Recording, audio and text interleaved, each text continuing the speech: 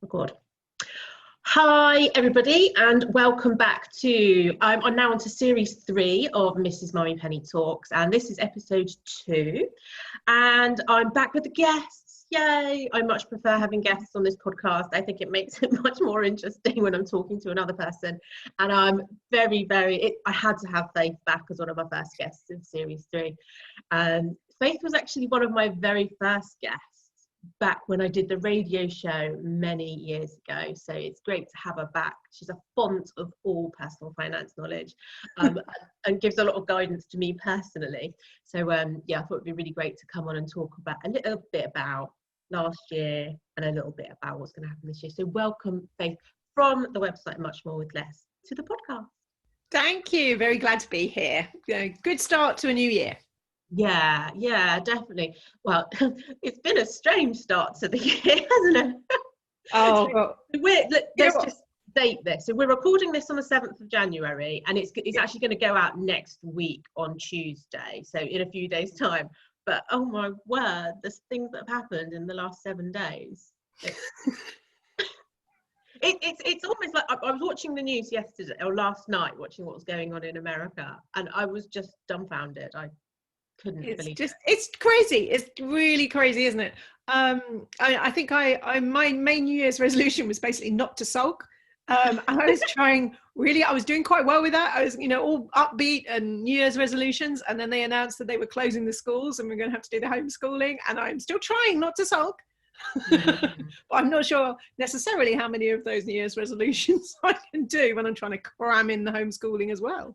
And it feels to me like, I only have to do the homeschooling half the time, but they've ramped it up big time. So I've got 3 boys and you've got 2 children, but so it's the younger child that I have to do the work with. And for the 3 days this week I've been teaching him at home, I reckon I've spent like 4 to 5 hours each day sitting down with him doing stuff. It's a lot. Yeah. And it's you can't do it in long chunks with the child, can you? So you maybe do like half an hour, then you have to try and fit a half hour of work in, and then you go back to teaching the child, and it's almost like, oh, what can I do work-wise in half an hour? So it's the focus has been on teaching the child, not much focus on the work, because it's really hard. Yeah. And I think we're lucky because we're both self-employed, so we do have more potential to switch things around. Yeah, and we can, get up early. I'm not very good at getting up early at the moment, or work late at night. Absolutely, we're very privileged in our position, but it just seems to be a lot harder this time round. And I think that's going to be a theme, isn't it? For a lot of last year and a lot of this year, that we're all dealing with a lot of unknown circumstances. It's very difficult to plan ahead because we're working within a moving target. So I think financially, then it's trying to think about how to cope with that uncertainty. Yeah, no, absolutely.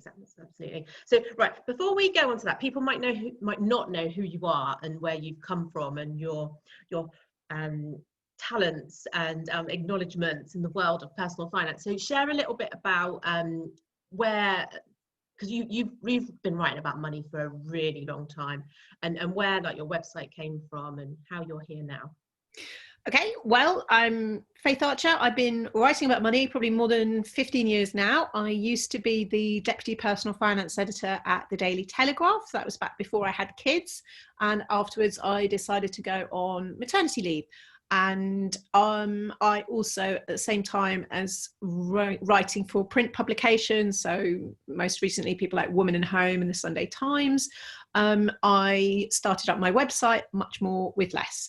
And that is very broad, right across all kinds of money topics, from frugal food and budget activities for kids, right through to investments, pensions, savings. So I write very, very varied content about money. Brilliant. And we have known each other. I was trying to think of this when I sat here before this call this morning. I would say you're one of the first bloggers I probably met. So maybe like 4 or 5 years ago. Yeah, I think probably 2015. Yeah. 2015 was when I took Mrs. Mummypenny seriously. So I think we sort of started our blogs at roughly the same sort of time.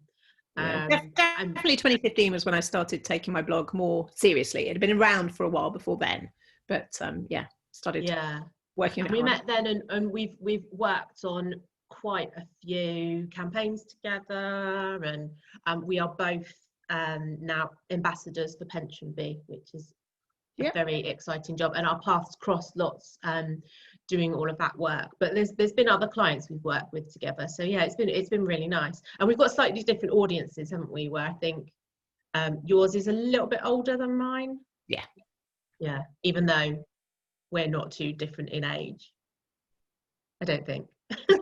I'm nearly 44. 44 seems a lot older than 43. I don't know why. So yeah, so let's have a little bit of a look back at last year. But trying to, I think, maybe start with some positives. Like what were your highlights from last year? Like from a sort of, maybe start with a personal perspective, and then from a sort of blog perspective, what were your achievements last year? Well, I think the highlights for last year, I think the coronavirus has had such a different impact. There are some people that have been in really terrible situations with job losses, redundancies. Even if you're lucky enough to almost be on furlough, your income could be cut 80%. But then on the flip side of it, I think I fell into the category that during all the lockdowns and so on, I was still able to work. I'm used to working from home. But there's actually quite limited opportunities to spend. If you can't go on holiday, you can't eat out. I tend to live a pretty frugal life as it is, but it cut down what I could spend. So I think it's meant that I could probably save more of the money that was coming in, and also potentially stuck at home. There was more time to plan and to think about money. So there were some basic things, the kind of things that have been on your to-do list for ages. So I'm self-employed. I finally set up a direct debit into my pension every month, because usually before that I was always a bit ad hoc. Come to the end of the tax year, okay, I can probably afford to put a bit of money in. So now at least I know there are regular amounts going in. So I think highlights for me was, just surviving, count my blessings, healthy family, still got work coming in, and even managing to save some of that. Yeah. And you got a dog. We did. That was before lockdown. There'd been a lot of muttering, especially for my kids, about getting the dog, and it was mid-February, so it's actually brilliant timing for us. We got Otto the Ken Terrier, and we just wouldn't be without him. And also lockdown, I finally managed to convince my husband to get chickens that I've been going on about for a while. So we now have three chickens down the end of the garden. Do they lay eggs every day? They do. Fewer eggs now. It's darker and colder and wetter. So there's a certain amount of me muttering as I feed them, because the egg production rate has gone down. And also they become Houdini chickens. They try and escape through our fence, and have been known to get into our next door neighbour's garden. So we are trying to construct various things to prevent the escaping chickens. Do they do damage when they escape? Well, they'll eat stuff. Right. They're not storming the capital, but not like a pig. Pigs do a lot of damage. No, not quite so bad. But they're pretty good at weeding. They won't eat nettles, which is a shame. They're eating a lot of the other weeds they can get to. And then what about on Much More with Less? What was your like favourite piece of work you did last year that made a real impact, or that you enjoyed doing?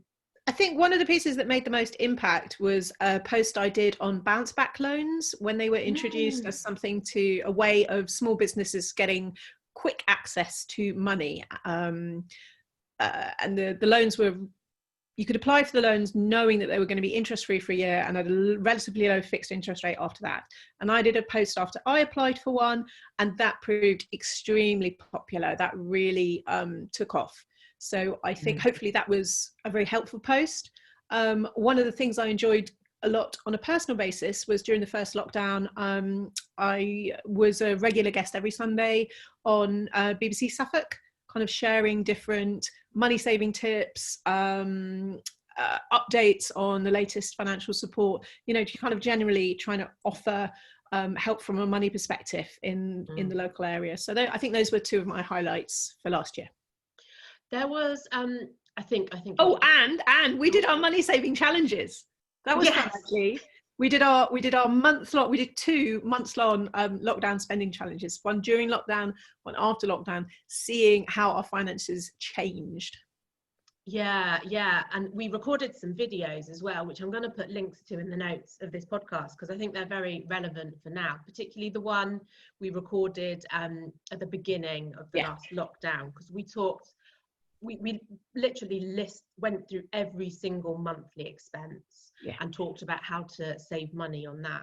So if you're listening to this and you're in you're worrying about money, you're worrying about what's going to happen over the next few weeks, months, then that's worth having a watch of, because I think it's packed full of lots and lots of useful tips to help you save money.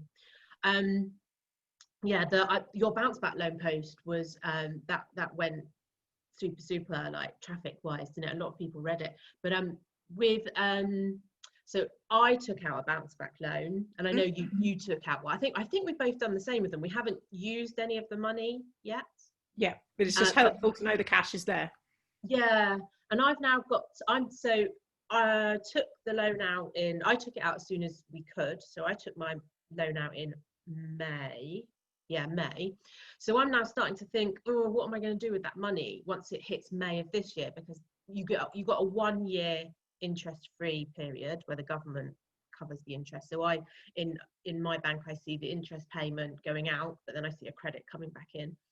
I'm just thinking about what to do with that money, because it's some cash sat there. That cash is safety, and it's at a relatively low interest rate. So I'm sort of debating, should I use some of it to, I've got a car loan, which an umbrella payment is required at some point this year. So do I use some of that bounce back loan to put towards the car payment and then not have that payment coming out every month? So, or do I just give the money back in full? Because I'm not sure about it. It's a bit of a different. I think it's looking at where how can you make the most of the money?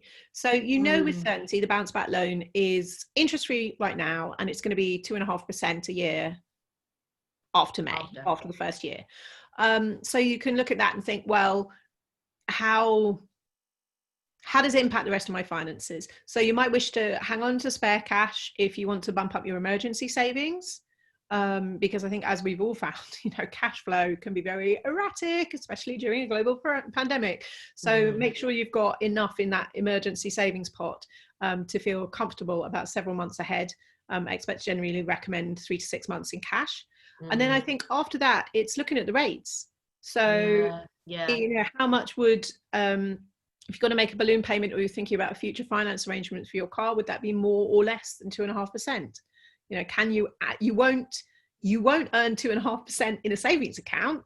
So, if it was just going to be in savings and you had enough emergency savings already, definitely pay it back. But if you can do more with the money, if it's going to save you taking out a more expensive loan, use it instead of a more expensive loan. Yeah.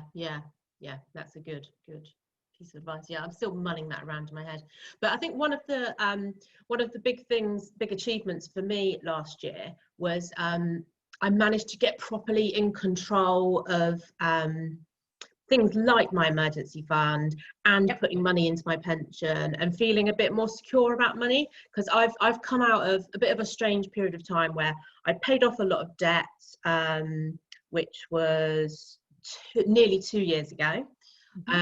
So then I had so that happened. Then I had a very big life event happening where I got divorced, which cost me a lot of money.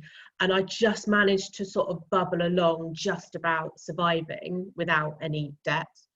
Although I did remortgage in those 2 years, and remortgaging, my mortgage has gone up a lot in value because of the divorce stuff. And I did take a little bit extra out on my mortgage just to give me a bit of a safety net, which I know should never be recommended, but I did it. So now I'm in this position where I've got an emergency fund, and I've got I had a bit of a shocker with an emergency fund last year where I only had 3 months worth. I needed to access my emergency funds. I didn't have enough money. So I've really changed my mindset with my emergency fund. It needs to be like 6 months worth of money. And I've managed to put quite a chunk of money into my pension this year. I suppose it's just as a sole result of not having so many holidays. But Actually, one thought for me is I'm not making any major financial decisions until the end of January, because I don't pay my tax bill, and despite my best intentions, I always end up filing my self-assessment tax return towards the end of January. So I've got a bit of an idea roughly what my tax bill might be, because I had a look at that before taking out the bounce back loan. And I know there are provisions, because so many people have had financial problems, there are going to be provisions about paying off tax bills in chunks. But personally, I'm hoping to get my definitely get your tax return in before the deadline at the end of January, if you're required to file one. But I'm hoping to pay my tax bill on time, as I normally would. And I want to make sure that I have covered that money before I start making plans for anything else. no, absolutely. And but I think you might know more about this than me, that because I spoke to the tax people earlier on last year about delaying a corporation tax payment, and they said I could, but there was interest payable on the balance, and it was similar sort of interest rate to the bounce back loan. Actually, I think it was about 2.5% that I'd be paying. So I sort of thought, I don't want to be incurring interest on the tax payment. So I ended up paying my corporation tax last year when I said I would. I'll do the same, and I'll pay my personal tax in January. And yeah, I've got a rough idea of how much it'll be.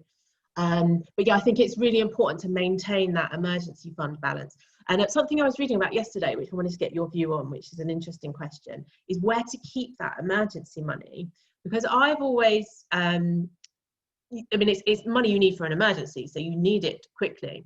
But that unfortunately means that it's sat in an account with a really, really poor rate of interest. I think we're the same, aren't we? We've both got our money sat in Marcus, which is like 0.5%. It's dropped to now, so it's absolute peanuts. But yeah, I was reading a thread in a group yesterday about a lot of people that are moving their money into premium bonds. Yes, that's actually one of the things I was thinking of suggesting. Yeah. I have very mixed feelings about premium bonds, because there is no guaranteed interest at all. You have your money in there, it's not going anywhere. But there is the excitement of the fact it's a lottery. You're kind of waiting to see at the end of every month whether you're going to win any of the prizes. There is the possibility of, I think it's 2 millionaire prizes each month. And they publish how much is given out, what percentage is given out as the prize fund, which I think is, it certainly used to be just over 1%. Yeah. But there's no guarantee you'll actually get that. You might get 0, you might get more. The only thing you can say for certain is that the more you have in premium bonds, the greater chance that you will win any prize. And certainly my mum swears by premium bonds. She loves it when she gets these random checks dropping through her letterbox. And I think it's trying to move everybody towards electronic payments now. So random emails saying we are paying the prize into your account. Yeah, but it almost feels like, I mean, if you do the maths, so let's say you've got £10,000 sat in your emergency fund, which is a nice chunk of money, you're only going to earn 50 quid interest on that. I have done the maths right there, haven't I? Yes, I have. You're only going to earn 50 quid interest on that £10,000 in a year. Like, it's nothing.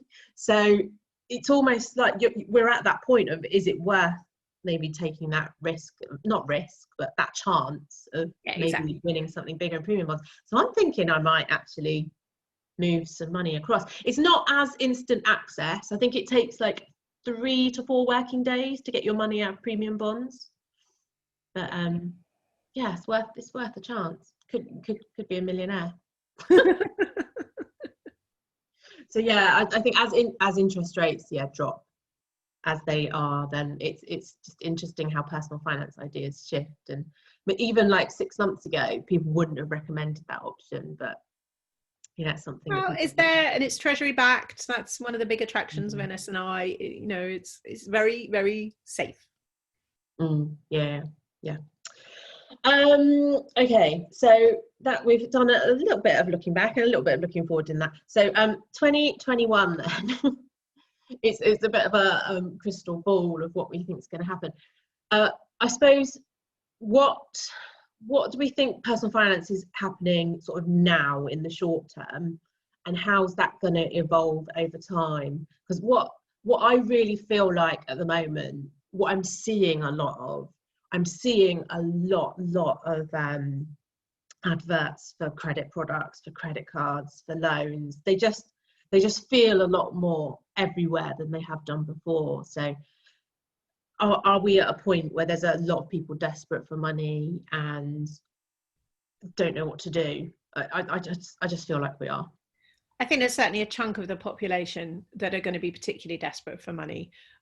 If their income is completely dried up, if they fall through the cracks and don't get support from any of the government coronavirus measures, and if they're trying to claim universal credit, which even though the government put it up by a very small amount, it's not much. It's not much to live on, and you can't claim it. You won't qualify, I think, if you have over £15,000 in savings. So I think there are a lot of people in a dire financial state. I think the only certain thing looking ahead is the uncertainty. So therefore, it's trying to prepare for that. I think every new year we recommend people go through their finances with a fine-tooth comb and the kind of, all that stuff that you kind of mean to get round to, like checking, are you getting the best deal on your gas, your electricity, your mobile phone, your telly? I think TV subscriptions have proliferated so much recently. If you are in a situation where you're paying for a TV license and Netflix and Amazon Prime and Disney Plus and BritBox, there's so many of them. Have a think. And Sky, maybe. How many of them do you need? Because that is such an easy win if there are ones that you really don't use. So the idea of cutting down on spending and household bills, setting money aside, because we just don't know what's going to happen. And I think it does look as if later in the year, especially if things like the furlough schemes aren't extended, then there could be further redundancies, further job losses, further job insecurity on the horizon. So I think they reckon the Office for Budget Responsibility reckons that unemployment's going to peak in the second quarter, so kind of summertime. That's when unemployment's going to hit a peak. And I think looking at things like house prices, things have been going crazy in the housing market recently, soaring with the pent-up demand and the fact there's the soaring artificially. Yeah, so I think, if the stamp duty holiday ends as planned at the end of March, and who knows, with the current lockdown, it might get extended. But I think there's likely to be a cliff edge effect with house prices. We have and demand. We've seen that in the past when there were things like stamp duty exemptions that assumed there was a rush to complete transactions before, and then it all fell off afterwards. And so I think there'll be less demand whenever the stamp duty holiday ends, and if that coincides with the period of recession and job losses, we may well see house prices dip lower than they are right now. And any communication from the government so far is that it's definitely ending at the end of March, isn't it? So but I think we've all seen that communications from the government can change at very little notice. You mean like shutting schools in 20? Yes. 8 o'clock at night for the next day. Or all the kids that got sent in for one day to school, all that exposure to like the virus, and then we're home the next day. Oh God. I think it's going to be. I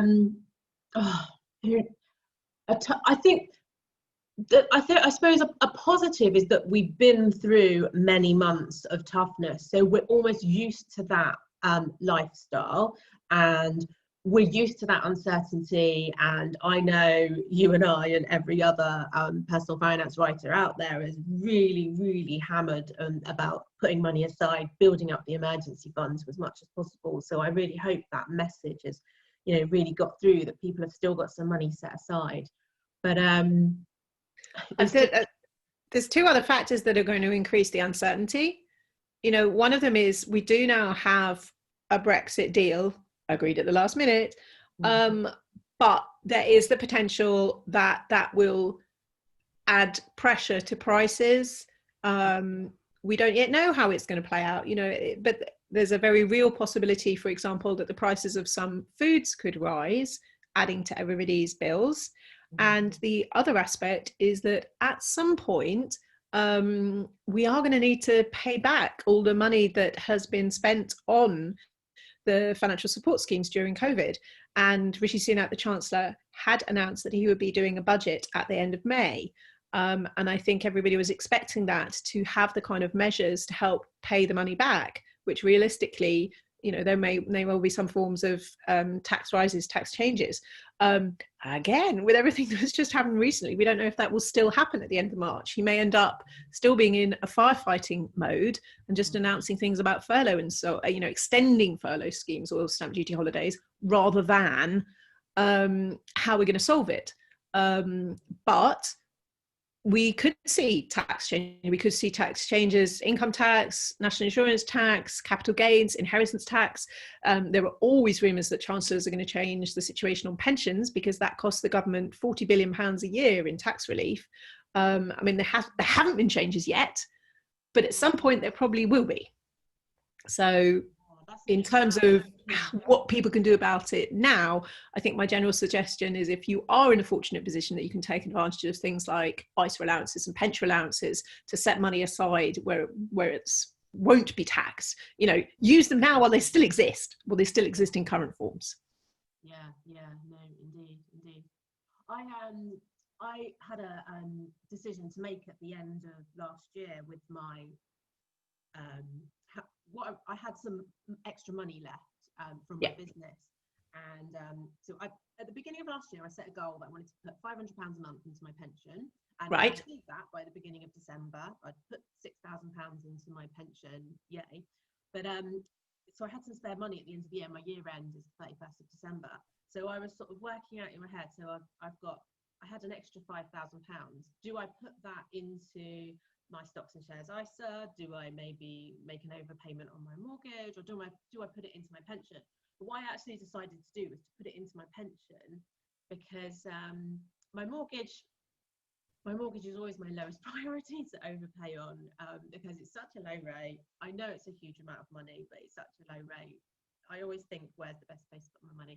If I was to sort of take the money out of my business and then put it into my ISA, I'd have to pay tax on it. So I actually put it into my, because limited company, got it. And then, put it into my savings. So I actually took it out of my company as a pension contribution, and that's saving me just over £1,000 on my tax bill. And I've managed to top up my pension by like 11 grand last year. So that was, trying to take advantage of allowances and tax as well, reducing my tax bill. So that was a nice decision to make at the end of it. I think I did the final contribution on the 30th of December. And my pension is now moving over to the fossil-free funds from Pension B. Fossil fuel-free fund. Fossil fuel-free fund in the next few days. Excellent. So that's very exciting to finally have my money in. I've always been quite conscious over the years.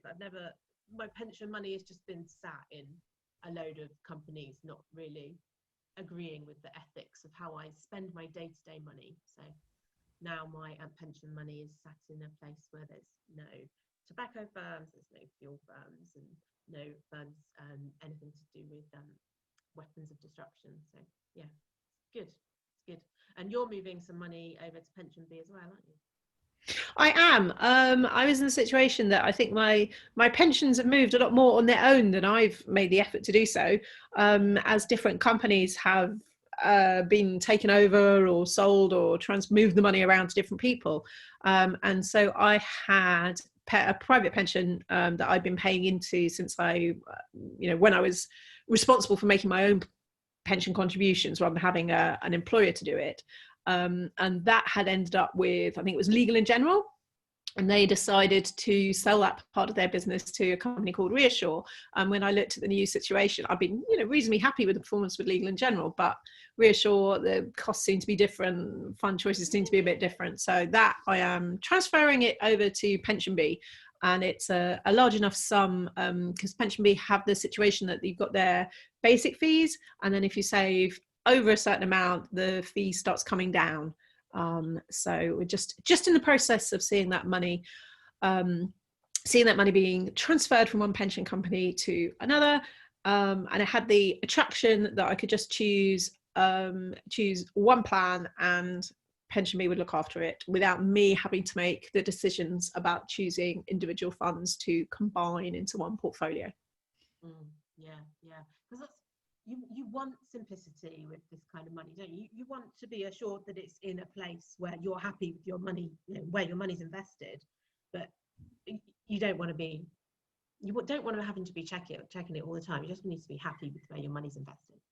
I think that's the thing. It's horses for courses, isn't it? There are some people that will genuinely enjoy the process of researching different funds and working out and choosing them, weighing up different options, monitoring that progress, rebalancing. And I just looked at it and thought, you know what, life is too short. There is one chunk of money that I can transfer and let somebody else take care of for a reasonable fee. Let's just do that.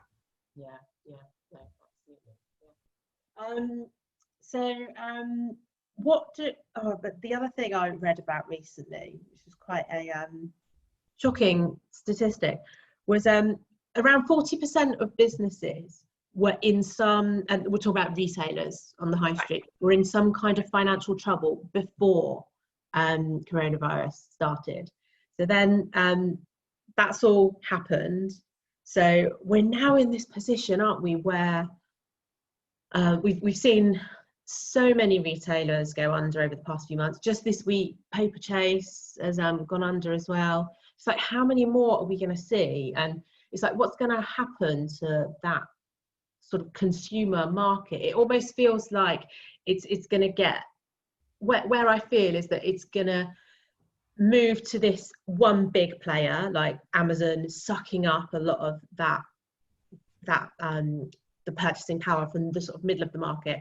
I'm hoping that the smaller side of retail, the small businesses who charge a little bit more and people choose to pay a little bit more because they're supporting small businesses, I hope that survives. But I sort of feel like the middle part of the retail market, the chains of maybe 50 shops or 80 shops, they're the ones that are going to struggle because they don't have the loyalty and they can't compete with the likes of the huge conglomerates of Amazon, and they're running out of cash at the moment. So it just feels like this middle of the market is just disappearing.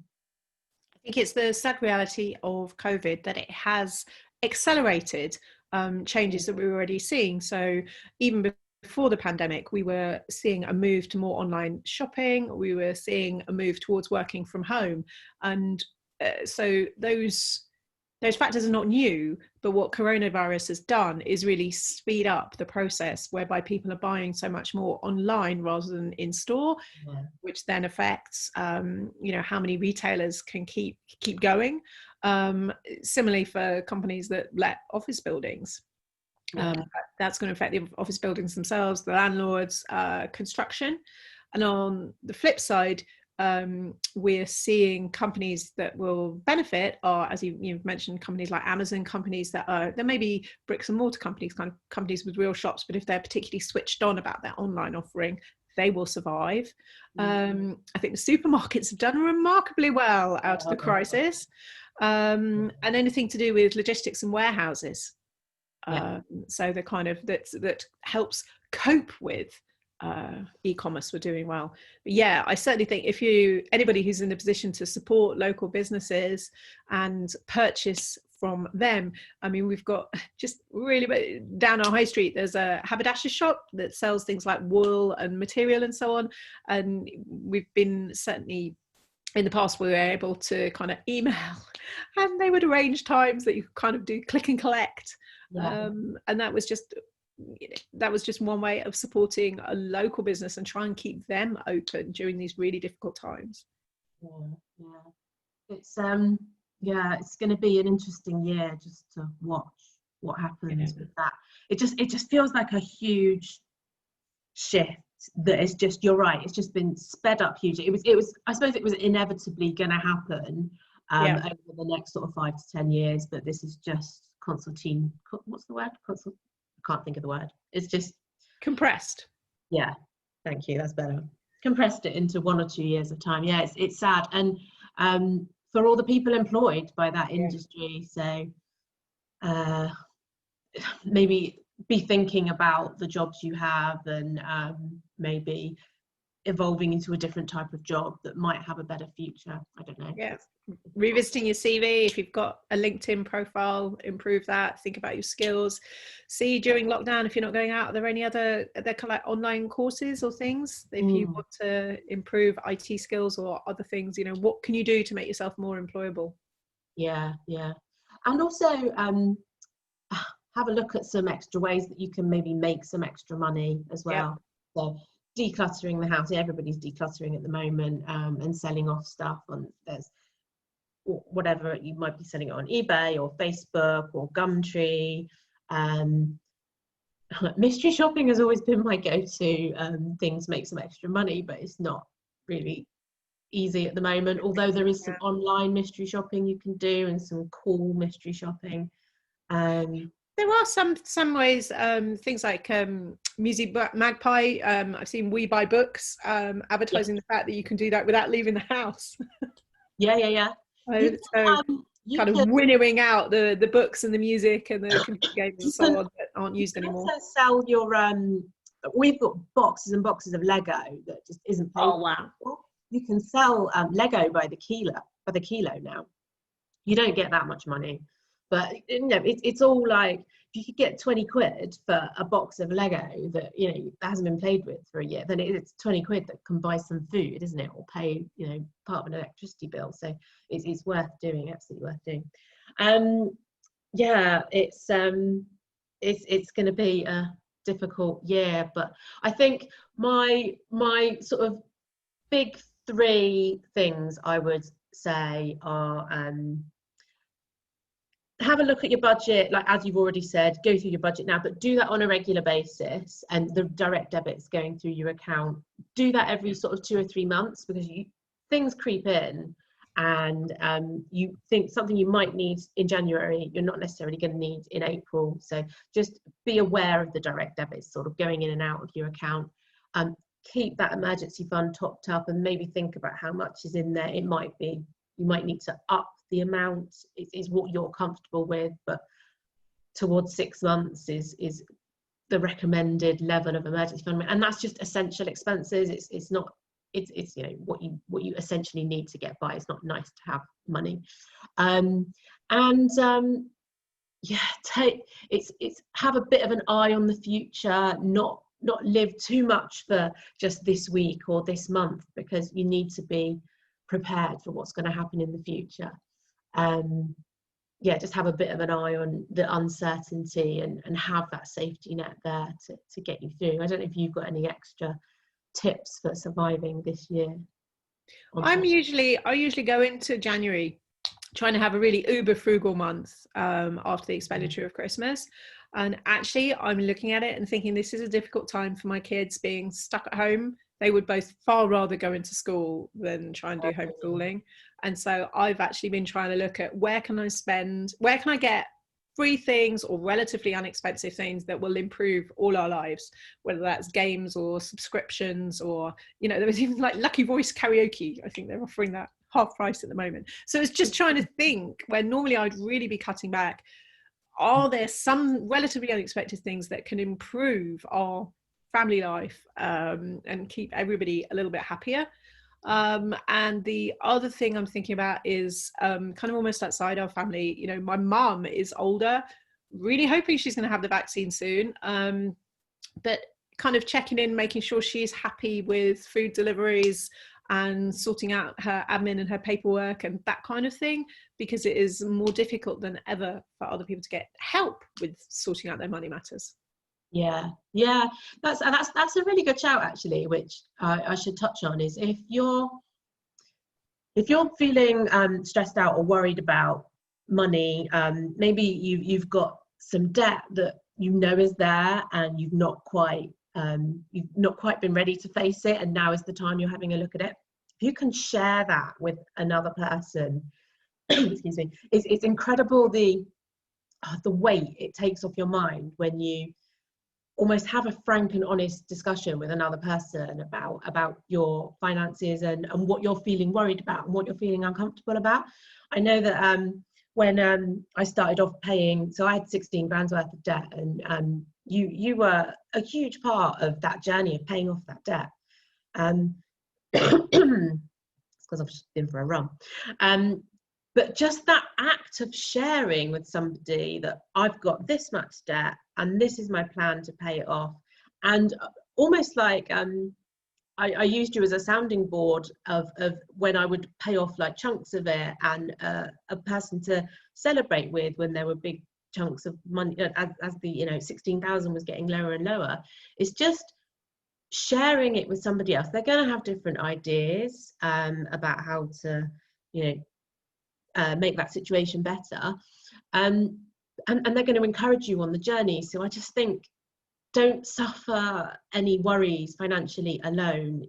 You really don't be afraid of people judging you or thinking differently of you. Just sharing it will help your mindset of dealing with that financial problem.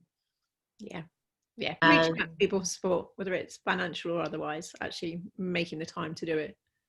It's not just financial stuff, it's any kind of emotional issue or something you're worrying about. Just even if it's just sharing it with one person, it absolutely helps.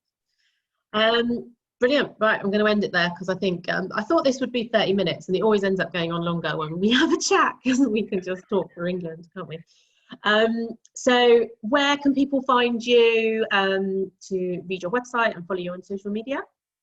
My website, Much More With Less, is muchmorewithless.co.uk, and I'm on Twitter and Instagram at muchmore_less, and I've also got the Much More With Less Money Saving Year Facebook group.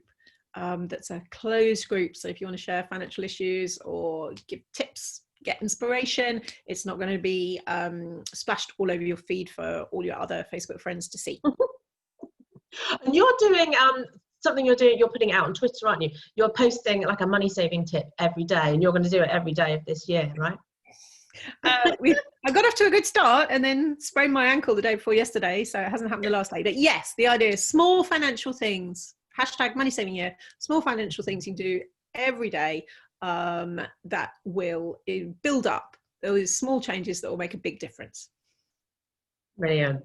Well, thank you ever so much for talking to me on the podcast on the new series. And Thanks for asking me.